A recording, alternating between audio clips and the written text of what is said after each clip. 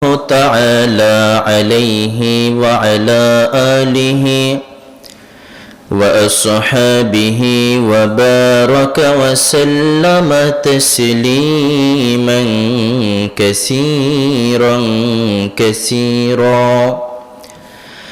أما بعد فقد قال الله تعالى في كلامه المجيد وفي فرقانه الحميد.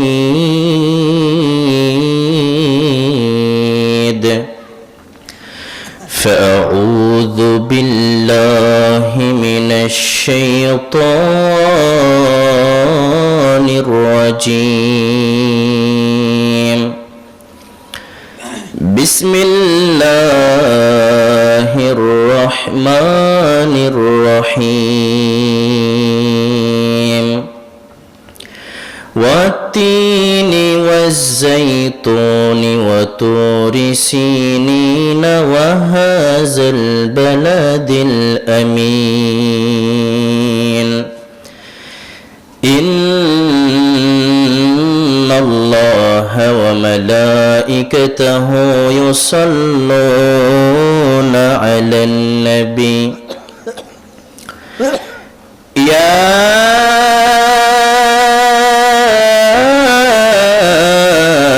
أيها الذين آمنوا صلوا عليه وسلموا تسليما. اللهم صل على سيدنا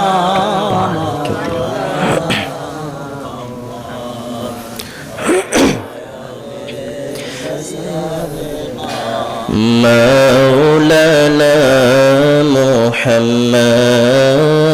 اللهم صل على এমনি পানি হোক, এমনি পানি হলো وعلى آل سيدنا আমাদের প্রভু এক এক নবীর উম্মত জীবন বিধানে ওই শিবানী কোরআন। আমাদের প্রভু এক এক নবীর উম্মত জীবন বিধানে ওই শিবানী কোরআন। তবে কেন এক হে মুসলমান, এক হও করিয়া আহ্বান। আল্লাহুম্মা সাল্লি আলা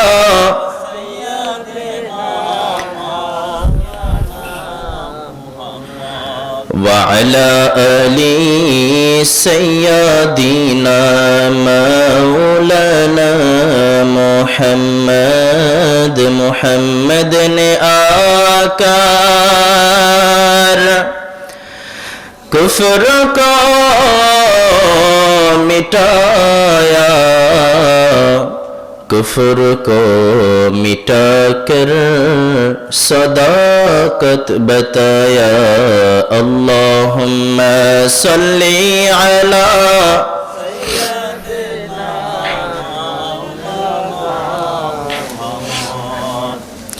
وعلى آل سيدنا. دو خدا দাও আবার আমায় উমর দরজ দিল। দাও খোদা দাও আবার আমায় উমর দরজ দিল। দাও আলীর মতো বীর সেনানী আলীর মতো সেনানি জাগাতেই নিখিল দাও খোদা দাও আবার আমায় উমর দরজ দিল দাও খোদা দাও আবার আমায় উমর দরজ দিল হামজাকে দাও ঘরে ঘরে জীবন দিতে অকাতরে হামজাকে দাও ঘরে ঘরে জীবন দিতে অকাতরে আমার কাবা ভাঙতে এলে আমার কাবা ভাঙতে এলে পাঠাও আবাবিল দাও খোদা দাও আবার আমায় উমর দরজ দিল দাও খোদা দাও আবার আমায় উমর দরজ দিল সচ্চা ঈমান দিয়ে পাঠাও শত সাহাবা তাদের দেখে বিশ্ব আবার বলুক মারহাবা সচ্চা ঈমান দিয়ে পাঠাও শত সাহাবা তাদের দেখে বিশ্ব আবার বলুক মারহাবা আবার পাঠাও আবু বকর ফিতনা ফাসাদ সুখ সমর আবার পাঠাও আবু বকর ফিতনা ফাসাদ সুখ সমর অনটর পাহাড় সমান অনর অটল পাহাড় সমান দাও সেই ঈমান দাও খোদা দাও আবার আমায় উমর দরজ দিল দাও খোদা দাও আবার আমায় উমর দরজ দিল আপনারা সকলে ভালো আছেন আমাদেরকে ভালো রেখেছেন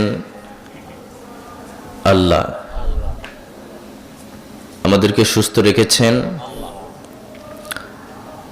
আমাদেরকে এই যে এত এত মানুষ যত দূর আমার মাইকের সাউন্ড যাচ্ছে এই মানুষগুলো যদি আসতো আমরা কি এখানে জায়গা দিতে পারতাম না রব্বুল আলামিনের কালিমাত শুকর জ্ঞাপন করছি যে রব আপনাকে আমাকে ভালোবেসেছেন জান্নাতের ময়দান বেহেশতি ময়দান বেহেশতের মজলিস এই মাহফিলের প্যান্ডেলে বসার তৌফিক দান করেছেন সেই রবের কালিমাত শুকর আদায় করছি আলহামদুলিল্লাহ সকলে পড়ুন রব্বানা লাকাল হামদ হামদান কাসীরান তাইয়িবান মুবারাকান ফীহি লাকাল হামদু ইয়া রাব্বি লিজালালি ওয়াজহিকা ওয়া আযীমি সুলতানিক লাকাল হামদু বিল ঈমান লাকাল হামদু বিল ইসলাম লাকাল হামদু বিল কুরআন আমরা কালিমাতুশ শুকর আদায় করলাম কার আল্লাহর শুকরিয়া আদায় করলে আল্লাহ খুশি না বেজার একজন তো বেজার হয় তার নাম কি আপনারা জানেন সে চিরজীবন আপনি যত আল্লাহকে ডাকবেন তত সে বেজার হবে, আর যত তার দেখানো পথে চলবেন, অর্থাৎ শয়তানের দেখানো পথে যত আপনি চলবেন তত সে খুশি। এক পর্যায়ে গিয়ে তার যে ভক্তবৃন্দ আছে তাদের খাতে আপনার নামটা উঠিয়ে নেবে, যে এখন থেকে সেও আমাদের কাতারে, অর্থাৎ সেও এখন থেকে কি শয়তানের কাতারে। শুকরিয়া দুরূদ সালাম প্রেরণা করছি জনাবে মুহাম্মদুর রাসূলুল্লাহ সাল্লাল্লাহু আলাইহি ওয়াসাল্লামের উপর, সাল্লাল্লাহু আলাইহি ওয়াসাল্লাম। আসলে বর্তমানে ওয়াজ মাহফিলের যে প্যান্ডেলগুলো আছে এগুলোতে মানুষ পাওয়া যায় না।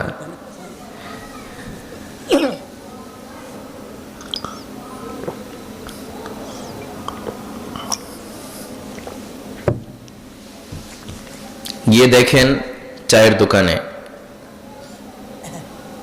তারা প্ল্যান প্রোগ্রাম করতেছে যে যখন 11:30 বাজবে, প্রধান মেহমান প্রধান বক্তা যখন মোনাজাত ধরবে তার ঠিক 7 মিনিট আগে, 10 মিনিটও না, তার ঠিক 7 মিনিট আগে যাব। মোনাজাতে শরীক না হলে তো খারাপ বলবে, মানুষ বলবে যে খিচুড়ি খাইতে আসছে। এরপরে খিচুড়িটা খাওয়া হইলে আবার গিয়ে ল্যাপের ভিতরে, তাই না? আবার আমরা যখন নামাজ আদায় করি দেখবেন সালামটা ইমাম সাহেব ফিরাইতে দেরি, ওইটা দৌড় দিতে দেরি নেই। এমন লোক আমাদের সমাজে আছে না নাই? আছে। আবার কিছু লোক আছে আলহামদুলিল্লাহ তারা চলে যায় না, কিন্তু ইমাম সাহেব সালাম ফিরানোর আধা মিনিটের মধ্যে তার মাগরিবের পরে যে সুন্নত 2 রাকাত তার 1 রাকাত হয়ে যায়। বিশ্বনবী সাল্লাল্লাহু আলাইহি ওয়াসাল্লাম বলেন যে নামাজের সালাম ফিরানোর পরে তাড়াহুড়া করো না, কিছু মাসনুন দোয়া আছে এগুলো আদায় করো।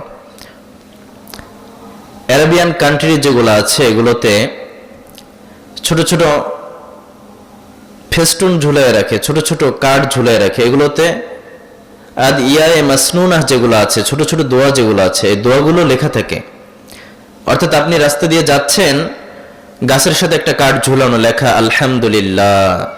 আপনার চোখ যাওয়ার সাথে সাথে নিজের অজান্তেই পড়ে ফেললেন আলহামদুলিল্লাহ, খুশি হয়ে গেল কে? আল্লাহ। আবার বিশ্বনবী সাল্লাল্লাহু আলাইহি ওয়াসাল্লাম বলেন যে যখন নামাজের সালাম ফিরানো হয় এরপরে তোমরা আয়াতুল কুরসি তেলাওয়াত করো, কারণ যে ব্যক্তি প্রত্যেক ফরজ সালাতের পরে আয়াতুল কুরসি তেলাওয়াত করলো তার সাথে জান্নাতের সাথে পার্থক্য হচ্ছে মাঝে এতটুকু যে সে মৃত্যুবরণ করে না। বিশ্বনবী সাল্লাল্লাহু আলাইহি ওয়াসাল্লাম বলেন যখন ফরজ নামাজের সালাম ফিরানো হয়, সালাম ফিরানোর পরে বিশ্বনবী সাল্লাল্লাহু আলাইহি ওয়াসাল্লাম 3 বার পড়তেন আস্তাগফিরুল্লাহ আস্তাগফিরুল্লাহ আস্তাগফিরুল্লাহ। আর আমরা কি করি? আমরা একটা মুনাজাতের জন্য পাগল হয়ে যাই। ইমাম সাহেব মুনাজাত দিল না কেন? আছে না নাই? এই নিয়ে মসজিদের 2 পক্ষের ভিতরে বাজাবাজি। এক পক্ষ মসজিদে আসে, আরেক পক্ষ বলে তোদের মসজিদে আসবো না। অথচ আলহামদুলিল্লাহি রাব্বিল আলামিন আমিন, শেষ। বুঝছেন? অথচ বিশ্বনবী সাল্লাল্লাহু আলাইহি ওয়াসাল্লাম বলেন প্রত্যেক ফরজ সালাতের পরে যে ব্যক্তি আয়াতুল কুরসি তেলাওয়াত করে তার মাঝে আর জান্নাতের মাঝে পার্থক্য থাকে শুধু এতটুকু, অর্থাৎ সে মৃত্যুবরণ করে না, এই কারণে জান্নাতেও প্রবেশ করে না। আবার বিশ্বনবী সাল্লাল্লাহু আলাইহি ওয়াসাল্লাম বলেন তোমরা বেশি বেশি ইস্তিগফার পড়ো। ইস্তিগফার হচ্ছে আমাদের মানব জীবনের এক মহা ঔষধ, যে ঔষধ টাকায় কিনে পাওয়া যায় না। এই কারণে দেখবেন আল্লাহর ওলি যারা আছে তারা হাঁটতে চলতে উঠতে বসতে তাদের জবান থেকে বের হয় আস্তাগফিরুল্লাহ আস্তাগফিরুল্লাহ আস্তাগফিরুল্লাহ। ইস্তিগফার পড়লে 5টা বিশেষ ফজিলত। কোন ব্যক্তি যদি ইস্তিগফার পড়ে তার জীবনের গুনাহগুলো ক্ষমা করে দেয় কে? আবার যে ব্যক্তি বেশি বেশি ইস্তিগফার পড়ে তার অন্তরের ভিতরে যদি দুশ্চিন্তা থাকে, অন্তরের ভিতরে যদি টেনশন থাকে, পেরেশানি থাকে, আমাদের তো দুনিয়ার জমিনের টেনশনের শেষ নাই। টাকা পয়সার টেনশন, বাচ্চার স্কুলের বেতনের টেনশন, ঘর ভাড়ার টেনশন, কারেন্ট বিলের টেনশন, শুধু টেনশন আর টেনশন। বিশ্বনবী বললেন, যে ব্যক্তি ইস্তিগফার পড়ে, ইস্তিগফার পড়নেওয়ালা ব্যক্তির অন্তরের ভিতরে কোনো টেনশন আর কোনো পেরেশানি থাকতে পারে না। সুবহানাল্লাহ। আবার বিশ্বনবী সাল্লাল্লাহু আলাইহি ওয়াসাল্লাম বলেন, যে ব্যক্তি বেশি বেশি ইস্তিগফার পড়ে, তার যদি রোগ থাকে, ছোটখাটো যে রোগগুলো আছে, এই রোগগুলোর শিফা হয়ে যায় এই ইস্তিগফার। সুবহানাল্লাহ। আবার যে ব্যক্তি বেশি বেশি ইস্তিগফার পড়ে, ওই ব্যক্তির সম্মানটাকে বৃদ্ধি করে দেয় কে? আবার বিশ্বনবী সাল্লাল্লাহু আলাইহি ওয়াসাল্লাম বলেন, যে ব্যক্তি বেশি বেশি ইস্তিগফার পড়বে, এর একটা বিশেষ ফজিলত আছে। বিশেষ ফজিলতটা হলো আল্লাহ পাক রব্বুল আলামিন তাকে মুস্তাজাবুদ দাওয়া বানিয়ে দিবেন। সুবহানাল্লাহ পড়েন। এই মুস্তাজাবুদ দাওয়া কি? মুস্তাজাবুদ দাওয়া হচ্ছে একজন ব্যক্তি, এমন ব্যক্তি যে ব্যক্তি রব্বুল আলামিনের কাছে কোন দোয়া করতে দেরি আছে, কিন্তু রব্বুল আলামিন ওই দোয়াটা কবুল করতে দেরি নাই। মুস্তাজাবুদ দাওয়া চিনব কিভাবে? আপনারা ইমাম আহমদ ইবনে হাম্বলের নাম শুনেছেন? আমরা পৃথিবীতে যে 4টা মাযহাবের অনুসরণ করি, এর ভিতরে একটা হচ্ছে হাম্বলি মাযহাব। এই হাম্বলি মাযহাবের ধারক বাহক হচ্ছে ইমাম আহমদ ইবনে হাম্বল। এই ইমাম আহমদ ইবনে হাম্বল এমন একজন ব্যক্তি, যোগ সৃষ্ট মুহাদ্দিস ছিলেন, যার 10,000-এর বেশি হাদিস মুখস্থ ছিল। সুবহানাল্লাহ। আবার ইমাম আহমদ ইবনে হাম্বল যে কিতাবটা লিখেছেন, এই আবু দাউদ শরীফের ভিতরে, পৃথিবীর ভিতরে যতগুলো শ্রেষ্ঠ হাদিসের কিতাব আছে, সব থেকে বেশি হাদিস যে কিতাবটার ভিতরে আবু দাউদ শরীফ, এই হাদিসটার ভিতরে প্রায় 10,000 সহিহ হাদিস তিনি একত্রিত করেছেন। সুবহানাল্লাহ পড়েন। এই ইমাম আহমদ ইবনে হাম্বল এমন ব্যক্তি, যার কাছে একবার 60-এরও অধিক প্রশ্ন করা হলো, তিনি প্রত্যেকটা প্রশ্নের উত্তর দিয়েছেন হাদিস থেকে, দুনিয়ার কোনো যুক্তির ভিতরে যান নাই। সুবহানাল্লাহ পড়েন। আবার ইমাম আহমদ ইবনে হাম্বল রব্বুল আলামিন দেখেন তাকে কিভাবে সম্মানিত করেছেন। তিনি তার শেষ বয়সটাকে হাদিস সংকলনের কাজে ব্যয় করেছেন। তার শেষ বয়সটাকে তিনি হাদিস সংকলনের কাজে নিয়োজিত করেছেন। ইমাম আহমদ ইবনে হাম্বল একদিন সন্ধ্যাবেলা বের হয়ে গেছে হাদিস সংগ্রহের খোঁজে। যেতে যেতে যেতে যেতে পথিমধ্যে রাত্রি হয়ে গেছে। একটা মসজিদে আশ্রয় নিলেন। এশার নামাজটা আদায় করার পরে ওই মসজিদে এই যে পুটলিটা ছিল, এটা মাথার নিচে দিয়ে ওখানেই শুয়ে পড়লেন। শুয়ে আছেন যে রাত্রটা এখানে কোনোভাবে পার হয়ে গেলে সকালে উঠে আবার হাদিস সংগ্রহের কাজে বের হবেন। হঠাৎ করে মসজিদের খাদেম এসে বলে, ও আহমদ ইবনে হাম্বল, তুমি তো এখন এখানে থাকতে পারবে না, কারণ আমি তো এখন মসজিদ তালা মেরে দিব। আসলে আহমদ ইবনে হাম্বল, এটা তো আমি বলার, আপনাদেরকে বোঝানোর জন্য বললাম। যুবক আসলে চেনেই না যে এই ব্যক্তি আহমদ ইবনে হাম্বল, বুঝছেন? যুবক মূলত চেনেই না যে এই ব্যক্তি আহমদ ইবনে হাম্বল। বলল যে তুমি এখান থেকে বের হয়ে যাও, তুমি মসজিদে থাকতে পারবে না। যখন ইমাম আহমদ ইবনে হাম্বলকে বের করে দিল, এবার ইমাম আহমদ ইবনে হাম্বল ওই পুটলিটা হাতে নিয়ে হাঁটতেছে। গিয়ে দেখে বাজারের ভিতরে এক যুবক রুটি বিক্রেতা, সে রুটি বিক্রি করে। ইমাম আহমদ ইবনে হাম্বল ওই যুবকের কাছে গিয়ে বললেন, বাবা যুবক, আমি তো এক মুসাফির, আনা মুসাফির, আমি কি একটু তোমার এই রুটি ভাজার যে চুলা, এই চুলার পাশে কি একটু রাত্রিটা যাপন করতে পারি? বললেন, বালা, নাম, আপনি অবশ্যই এখানে থাকতে পারেন, আমার তো কোনো সমস্যা নাই। আমি রুটি ভাজি, রুটি বিক্রি করি, আপনি আমার চুলার পাশে একটু রাত্রিটা যাপন করবেন, একটু তাপ নেবেন, শীতের রাত্র, আমার তো কোনো সমস্যা নাই, আপনি বুঝতে পারেন। তো ইমাম আহমদ ইবনে হাম্বল হাতের পুটলিটা রেখে উনি ওই চুলার পাশে নিরিবিলি চুলার সাথে ঠেক দিয়ে বসে আছেন। তো খেয়াল করলেন যে যুবক ছেলে রুটি বেলে আর পড়তেছে আস্তাগফিরুল্লাহ।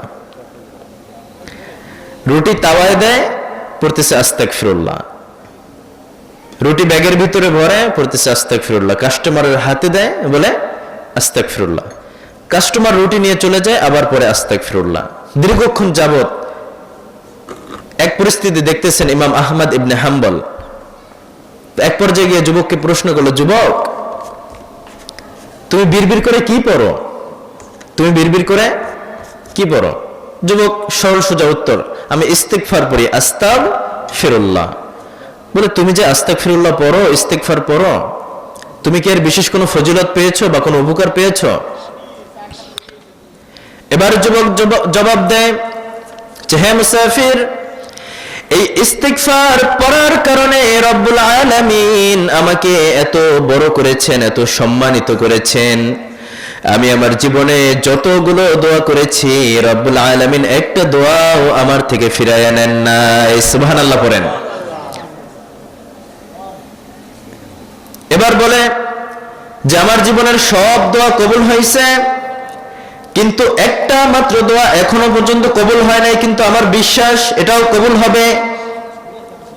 এবার আহমদ ইবনে হাম্বলের কৌতূহল জাগলো, আসলে কি সেই দোয়া? যুবককে জিজ্ঞাসা করলেন যে, তোমার দোয়াটা কি? এবার যুবক জবাব দিচ্ছে যে, আমার জীবনের একটা শখ, একটা আশা, একটা ইচ্ছা, শুনেছি নাকি এই জামানার বড় এক মুহাদ্দিস আছে, যুগ শ্রেষ্ঠ একজন আলেম আছে, যার নাম নাকি ইমাম আহমদ ইবনে হাম্বল। আমার শখ, আমি তাকে একটু দুই চোখ দিয়ে জীবনে একবার দেখবো, তার কপালে একটা চুমু খাবো। সুবহানাল্লাহ পড়েন। যুবকের এই কথা শোনার পরে এবার ইমাম আহমদ ইবনে হাম্বল আর নিজেকে ধরে রাখতে পারে না, উঠে গিয়ে যুবককে জড়ায় ধরে বলে, ও যুবক, তোমার ইস্তিগফারের ফজিলত এত বেশি, এই ইস্তিগফারের জোর এত বেশি, ইমাম আহমদ ইবনে হাম্বলকে দেখার জন্য তোমার ইমাম আহমদ ইবনে হাম্বলের কাছে যেতে হয় নাই, বরং আল্লাহ পাক রব্বুল আলামিন তার গোলাম ইমাম আহমদ ইবনে হাম্বলকে তোমার কাছে পাঠিয়ে দিয়েছে। ও যুবক, এই নাও আমার কপাল, কপালটা আগে দিলাম, চুমুটা খেয়ে তোমার জীবনের শেষ ইচ্ছাটাও পূরণ করো। আল্লাহু আকবার। এই কারণে আপনার ইস্তিগফার পড়বেন তো, কম না বেশি বেশি, হাঁটতে চলতে হাঁটতে চলতে। আবার বিশ্বনবী সাল্লাল্লাহু আলাইহি ওয়াসাল্লাম বলেন, একজন মুমিন ব্যক্তি, যে ব্যক্তি মুমিন হয়, ওই ব্যক্তি সর্বদা জিকির দিয়ে, আজকার দিয়ে তার জিহ্বাটাকে ভিজিয়ে রাখে। অর্থাৎ সে যখন চলাফেরা করে, তার কলবের ভিতরে জিকির জারি থাকে কার? এজন্য আল্লাহর জিকির কম না বেশি বেশি? জিকিরের মানে এই না শুধু যে আপনি তাসবিহ একটা হাতে নিয়ে সুবহানাল্লাহ পড়লেন, আলহামদুলিল্লাহ পড়লেন, আল্লাহু আকবার পড়লেন, বরং আল্লাহর স্মরণ থাকে যে কাজগুলোর ভিতরে, প্রত্যেকটা কাজের নামই হচ্ছে জিকির। আর জিকরুল্লাহর অর্থ হচ্ছে আল্লাহর স্মরণটা অন্তরের ভিতরে জারি রাখা। অর্থাৎ আপনি যখন কোনো কাজ করেন, আপনার অন্তরের ভিতরে স্মরণ কার? এজন্য আমরা যখন যে কোনো কাজ করব, স্মরণ রাখবো কার? আল্লাহর। আল্লাহর স্মরণ আমরা অন্তরের ভিতরে রাখবো। আমরা যখন খাবার খাবো, স্মরণটা রাখবো কার? যে আমি যে খাবারটা খাচ্ছি, আমাদের এই রিজিকের ব্যবস্থাটা কে করে দিয়েছে? চুরি করার সময় কার স্মরণ আপনার অন্তরের ভিতরে রাখবেন? হ্যাঁ, আল্লাহর। আচ্ছা, তো আল্লাহর স্মরণ যখন কারো অন্তরের ভিতরে থাকে, তখন কি চুরি করতে পারে? আমাদের সমাজে আলহামদুলিল্লাহ এমন মানুষও আছে যারা চুরি করার শুরুতেও বিসমিল্লাহ পড়ে। আল্লাহ হেদায়েত একদিন পড়ুন আমিন। মুহতারাম হাজিরিন, আজকে আমরা আলোচনা শুনবো ইনশাআল্লাহ কোরআন থেকে। কোরআনের আলোচনা হবে, হাদিসের আলোচনা হবে। আমরা শেষ পর্যন্ত থাকবো তো ইনশাআল্লাহ। আল্লাহ পাক রব্বুল আলামিন কোরআনটাকে পুরো গোটা মানব জাতির জন্য হুদাল লিন্নাস, তাদের হেদায়েতের উছিলা বানিয়ে দিয়েছেন। সুবহানাল্লাহ পড়েন। কিন্তু এখন আমরা আমাদের সন্তানদেরকে, আমাদের ছেলে সন্তানদেরকে কোরআন পড়াতে চাই না। কোরআন পড়ানোর প্রতি আমাদের অনীহা। কোরআনের বিধানে আমরা দেশটাকে পরিচালনা করতে চাই না, আমাদের সমাজটাকে পরিচালনা করতে চাই না। তো আল্লাহ পাক রব্বুল আলামিন কোরআনের ভিতরে অনেক নামের সূরা দিয়েছেন। আল্লাহ পাক রব্বুল আলামিন একটা সূরা দিয়েছেন বকরির নামে, সূরাতুল বাকারা। আল্লাহ কোরআনের ভিতরে মৌমাছির নামে সূরা দিয়েছেন, সুবহানাল্লাহ বলেন। আবার সকালের নামে সূরা দিয়েছেন অদ-দুহা। আবার আল্লাহ ফজরের নামে একটা সূরা দিলেন, ওয়াল ফাজর। তো আমি আপনাদের সামনে যে সূরাটা তেলাওয়াত করেছি আমার খুতবার ভিতরে, সূরাটা হচ্ছে সূরাতুত তিন। কি নাম বলেন? সূরাতুত তিন।